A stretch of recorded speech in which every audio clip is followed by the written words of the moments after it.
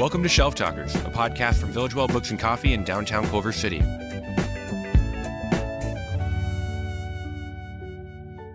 All right, welcome back to Shelf Talkers, all you villagers out there. This is the Shelf Talkers podcast from Village Well Books and Coffee in downtown Culver City, where we love to talk to authors about what their books are, what they're reading, and what they are themselves into.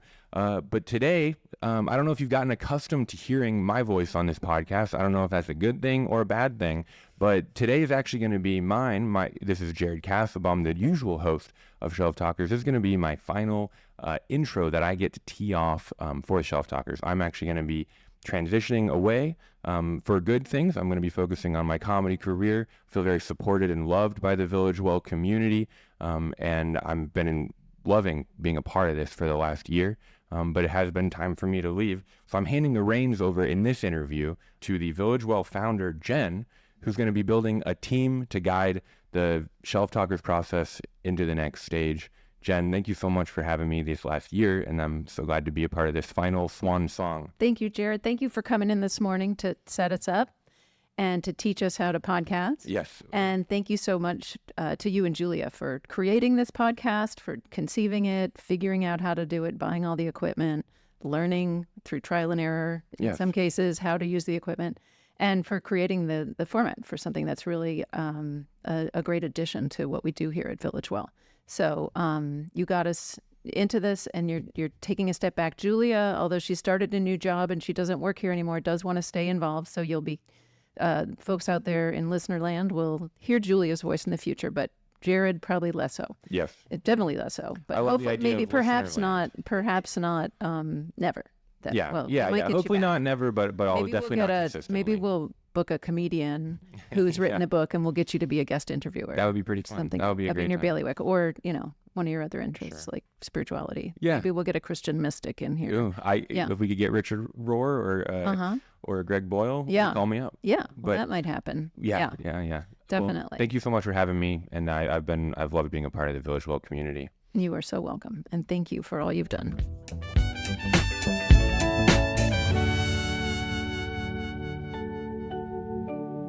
So I'm Jennifer Casper, the founder of Village Well, and this week on Shelf Talkers, we have the Mayor of Culver City, Yasmine-Imani McMorrin, here. I'm Judith Martin Straw. I'm the publisher and editor of Culver City Crossroads, online local news, and I'm also a bookseller at the Village Well. So one of the reasons I created Village Well was for it to be a space that would encourage and support people in reading books to help them understand important social issues, and also to be a place where we can come together to discuss these issues with each other. So one of the cool things I figured out after I opened this is that someone in Culver City was already doing that.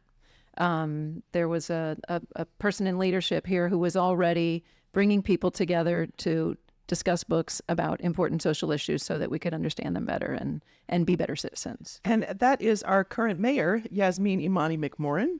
So just a little bit of intro. Culver City's council is elected by the voters. So the citizens of Culver City elect the 5 people on the council, and then the council elects the mayor on an annual rotation. So everyone serves as mayor for 1 year. So this is our mayor this year, Yasmine, and she's notable also for being the first woman of color to serve as mayor in Culver City. Not that women have been a large slice of that data either, but she's a rare gem, and we're happy to have her here as our guest. She's runs a very interesting book club. It meets monthly in different locations, and it's open to everybody who wants to read and talk with her about books. So we will get into our conversation with Yasmine. Yasmine, thanks so much for being with us this morning. Hey, friends. Very happy to be here. So we wanted to talk about how you started the book club, but first, a little bit about your life and your work. You're a single mom. You work for the Children's Defense Fund. You have a law degree. You've run for office, and you're currently rerunning for your seat. So that's a lot. What is it that motivates you? When you say it like that, it's like, what's going on, friends? I need a big nap. I believe very strongly, and thank you so much for having me. I'm so grateful for Village Well and it just being this amazing community hub that we all love, and this fantastic community third space. So I'm just really joyful to be here with all of you. and grateful for the contribution that you provide. But in terms of my hectic behind schedule, it's all about everybody has their little piece. So, max we can serve about 8 years. So that's 2 terms in Culver City. So when you think about the grand scheme of all of the work and how long it takes to move policy and create more homes for our neighbors and improve our parks and welcome new businesses and nonprofits, like sometimes these things take years to do. So I'm just excited that and grateful that I could be a part of a little piece of trying to make our community better and more welcoming. And I feel very strongly that whether you live, work, learn, or play here, I want to make sure that people feel supported and seen. And so, and a part of our processes, I think, our neighbors should have a say in our budget, and our city spaces should be more welcoming. So, and more transparent and more accountable. So all of these things are ideas that we're trying to move towards. So I don't know. And shout out to my Google Calendar, which now tells me where to be, how to be, all the things. So I don't know. I'm doing my best one day at a time. There you go. Well, I check a lot of those boxes too. I mean, being a single mom is a full-time job all on its own, and then you add everything else in there. So tell me about teenager. I just had to add that. So just send me good prayers. Okay. Absolutely. She's amazing, but it's a lot going on. Absolutely. Preaching to the choir here. Yeah. So how does reading get into that mix? As pleasure, as priority, as policy influence? Tell us more. Yeah, I mean, the days are busy, but, they say we shouldn't end the day with these phones. And so, when I was a kiddo, I love Nancy Drew books. So back in the day, Costco, I think it was called Price Club back in the day. I'm dating myself, but they used to sell like 8 books of Nancy Drew wrapped in like plastic paper or whatever. And so I used to like beg my mom, can we get these? I probably have, my mom still at her house has like a little shelf of Nancy Drew books that it was really cool. My daughter was little. She would read Nancy Drew books too. So it's like, she didn't love them as much as I did, but I would get through them like once a day because I had to find out like who did it, how Nancy, Joe, and George were getting down in, Rivertown or Riverdale or whatever the name of the town is. So, so my love for reading was cultivated as a young age, and I'm the baby child. My siblings were older. So, it was just a function of, you could go anywhere with books. You could escape, no matter how crappy the day, no matter how joyful the day, you can spend your time either learning a new topic, a new policy, because sometimes the reading is heavy and we're trying to learn about things that relate to work or societal issues, or you could spend time like with a romance novel or a mystery book. So every day I try to read at least 10 pages before bed. So it's a part of like my nighttime ritual. So if I can, a lot of times it'll be more than 10 pages, but if I can sit down and do 10, I feel good about, shutting down, and I still journal. So that's a part of like how it's a gift to myself every day. I give a lot to everyone else. I want to make sure that I'm absolutely into myself as well. Sometimes I'm challenged with that, where like it gets to be a good book and then I don't want to put it down and I don't want to go to sleep. And I'm losing sleep to keep turning pages. So. Sometimes the sleep wins. Sometimes it wins, but yeah, I feel you. Sometimes absolutely. So tell us about how you chose to create a book group. It's out of pure selfishness for me. It's because I wanted to talk about these topics with people. And I wanted to make sure that like my friends and community members were hearing about some of these things that I was reading about, or just, I love this book and I think more people should know about it and more people should read it. So when I became vice mayor at the end of, 2022, I was like, as I was preparing, I'm like, what am I going to do to kind of, I don't know, what's going to be my contribution in this role. And so I was like, let's try to do a book club. So that's how we got it started. And then it was like, am I going to continue as mayor? And I was like, it's going to be busy. So, so we shifted and moved back to quarterly so I could sort of balance it with all the conferences and ribbon cuttings and things that I have going on. But it's still a really critical piece, and I'm really grateful and excited for it. So, Well, and you've had a really good crowd and a pretty committed core group of people. So I know it certainly has led me into reading books that I probably otherwise would not have picked up, because I don't always, of course, the world is full of books, and So little time. So what's your process for selecting a title for the group? I mean, it's still fairly new, but all of them so far have just been faves. They've just been my favorites or books that, it's like, wow, more people should know about it. More people should read about it. So it's just been books that I've loved either for a long time or even some newer, more recent reads. So yeah. And I remember the first year unintentionally, all of the authors were women, if I'm not mistaken. So that was pretty cool. And I didn't plan it. It just sort of happened that way. Yeah. Sometimes it's organic. One thing leads to another. Yeah. So can you tell us about, I want to hear about the topics that you've talked about and now you're looking at your list. Yeah, I was like, what did we read? Because, hold on. So maybe the friend should cut this piece. Hold on, friend. Yeah. My personal favorite was The Warmth of Other Suns, which was an extraordinary, I mean, it's a nonfiction, but it really gives you this deep biographical stories of people that, even though they're not noted in our own history, their particular slice of history was so informative and so pivotal. So talking about the Great Migration, talking about how African Americans migrated from the South during the Jim Crow era, and what their lives were able to become, or still limited in their new locations. It was really fascinating. I thought Wilkerson did an amazing job. Yeah, I just give her all the things. I'm really grateful for her contribution, because I forget how long she said it took her in terms of like doing the interviews and crafting tremendous that book. research. But yeah, that's another one that's like super thick, but like you just get through it because you fall in love with these characters. It flew. Yeah. So it flew.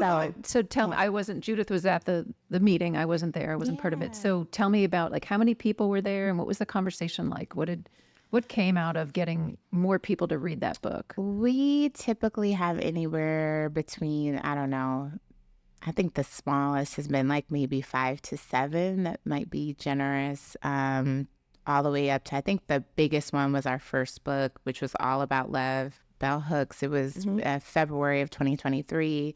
It was Valentine's month. So I'm like, let's talk about love with Bell Hooks. And that was probably the biggest one. It was on Zoom. So we might have gotten like maybe 25 people. It was like a big room. Yeah. And do you remember what the conversation was like? So we typically, so for me, because it's a lot going on, I typically pull from discussion questions that I've either found online from like reading guides and or just literally me pulling out quotes that I loved, or, parts like, what do y'all think about this piece? And, I also open it up to the group, like, was there something that stuck out to you or something that you want to share, anything that we didn't touch on? No matter what, we always run over and I never get to all the questions. But, the goal is to hear from, the goal is to create like a safe space. So like when people sign up, you have to like agree to like a list of norms. I believe like, it's really important to respect one another. It's really, everybody...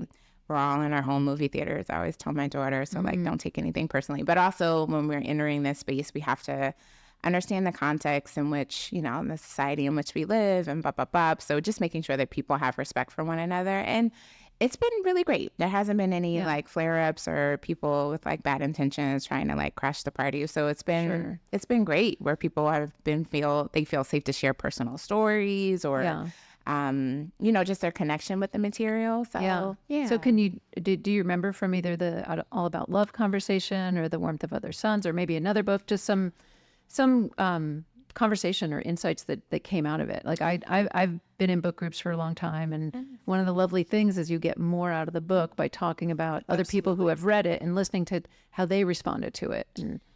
Yeah, I'm looking to see if I have those notes here. I sometimes will use the phrase, it's like reading through someone else's eyes. Because you really can get such a different take on things. Yeah. Like how did people learn about an important issue that they needed to understand, but maybe they didn't even know they needed to understand it? Yeah, I think so. I don't have the All About Love notes in my like note stock. It's probably on my I don't feel like opening up my laptop. Please sorry. don't. Yeah. It's gonna be opening up today. But I pulled up the notes from the Warmth of Other Suns conversation, and it's interesting also, like we've had book club here. I think we've had it at the library, we've had it on Zoom, we've had it in people's homes. So again, like I think just that communal space, you know, supporting our local businesses is always just a nice touch to us gathering, whether virtually or in person. But, you know, so with Warmth of Other Suns, it chronicled someone who was a orange picker or like was in the agricultural space, more like, I don't think they were like officially sharecroppers, but they were sort of like migrant workers. Yeah, what we think of farm workers now. I mean, this was somebody in the rural South. Yes. I think it was in Florida. Florida, yes. Yeah. And picking oranges. I mean, basically just the lowest level of trying to get by. Yep. So it was them. There was like an educator, and then there was a doctor, right? Yes. In terms of the three stories. So you got like all three. And there was someone in the group whose family was involved in, like, they owned orange groves. Yes. And so she just reflected, just, you know, like never hearing that perspective, never, like, just sort of like connecting it to, like, I didn't know that, you know. She was reflecting about the quality of the conditions, and maybe her family was a part of something like that. And so it's just like little personal touches that folks have in terms of, oh, my family is from Florida, my family was from New Orleans. And even for me, seeing, you know, I don't think we read Color of Law. We should. That should be on our list of That's books one of my favorite books. Yeah, it's excellent. But for me, when I see little bits, like all of the cities that I've lived in or have been in proximity to, you know, I'm originally from New Jersey, went to law school in Newark. Newark is in the Color of Law. Culver City is mentioned also in the Color of Law. And I think, you know, when I lived in Atlanta for college, so it's just like the personal touches. People are able to reflect about how their life intersects with the material. And I think it's also just, these are stories that we don't hear about often. And so creating the container for people to be vulnerable and share about how that makes them feel. And I remember also we closed out 2023 with Rest is Resistance by Trisha, forget her last name, but it's a wonderful book. And there was a gentleman in the book club who, and again, I'm being super vague because, like, you know, it's a safe space, so of course. And he was like, oh, well, this really doesn't have, because she talks a lot about like systems of capitalism and patriarchy and, you know, oppression, all these things that kind of are barriers to people having quality rest and like taking care of themselves. And she's like, you know, radically go take a nap right now. Like she got started. Yes, take care of yourself. Like she started with like, it's like called the Nap Ministry. So like I love that. But it was like, he was like, this doesn't really have anything to do with me.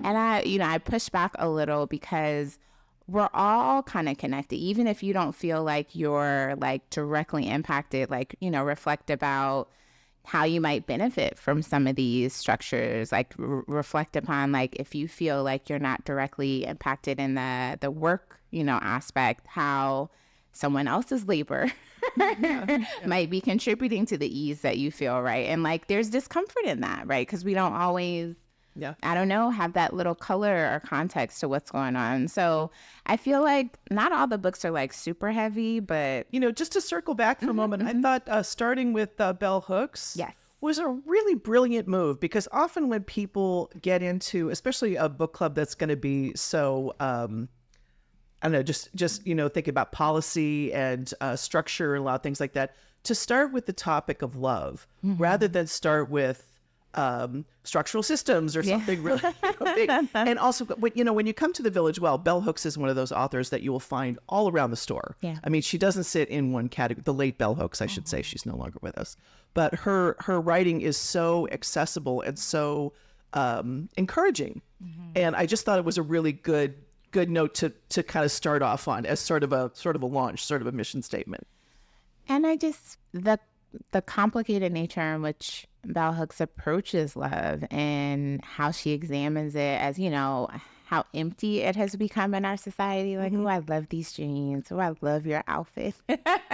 And like, you know, what it really means, examining patriarchy, examining, you know, these systems. So it's not, I wouldn't say that it's super removed from the heavy stuff, because she does kind of, you know, lean in. I haven't read that book yet. I'm embarrassed to say it's such a big seller. It is. But how does patriarchy impact the way we talk or think about love? So, do you? You go. Okay. Yeah, it's been I haven't picked it up since February in 2020. Sorry, I'm putting you on the spot. It's a quiz day. So, but she talks about, and I think this is, and I've read a ton of her books, but she talks a little bit about like, and I hope it's this book, and I'm not conflating her with another one of her books. We'll put you back in the lane. Yeah. Fair. Yeah. You know, give me grace, friends. It's early. I'm drinking my coffee, the yummy coffee from Village Well.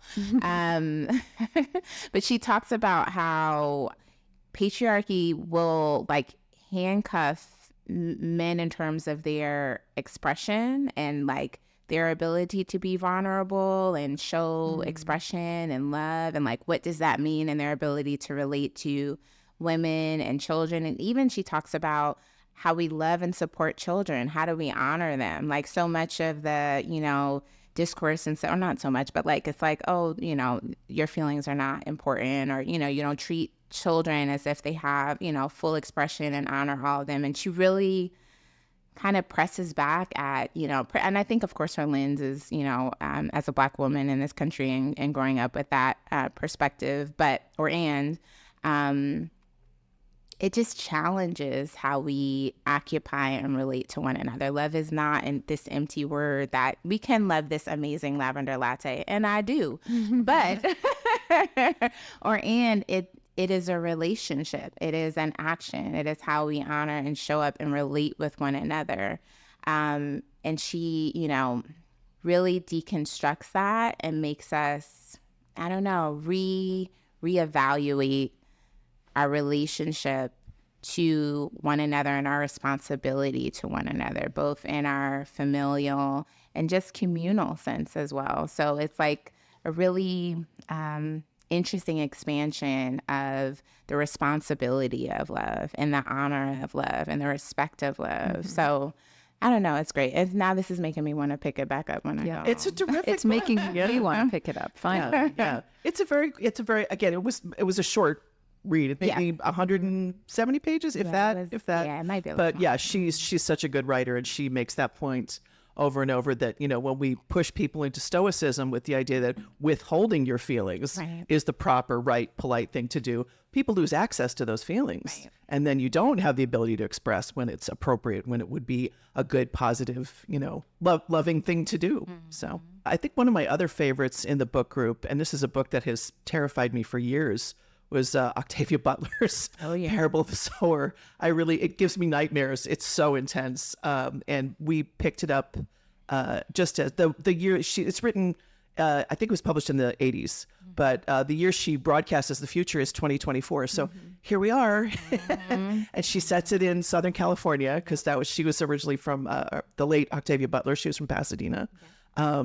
So looking at her dystopian vision of what would happen, and kind of chillingly how much of that we actually have going on at this point.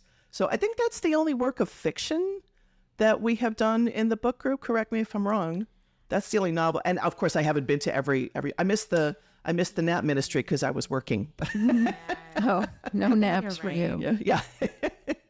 I think you're right. Yeah. Yeah. So what was behind choosing Parable of the Sower? Do you remember what put that book in your hands? Well, we love Octavia Butler, so, you know. And it was just, we did it in the June time, and I think that's when the book was, like, it started. Now I'm forgetting the protagonist's name.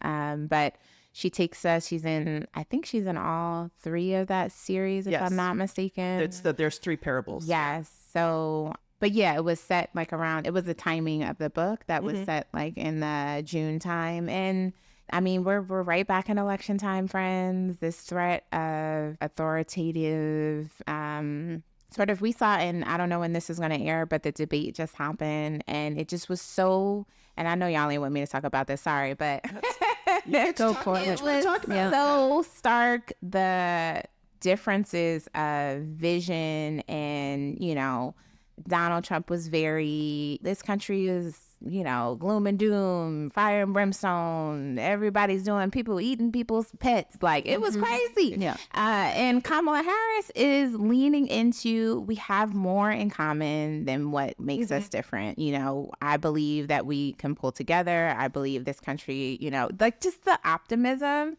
And so it's set in America, Southern California, where everyone lives in these little gated developments. Yes. And the protagonist, who as soon as I stand up and hit this door, I'm going to remember her name. So I can't believe this. She's the daughter of a religious leader.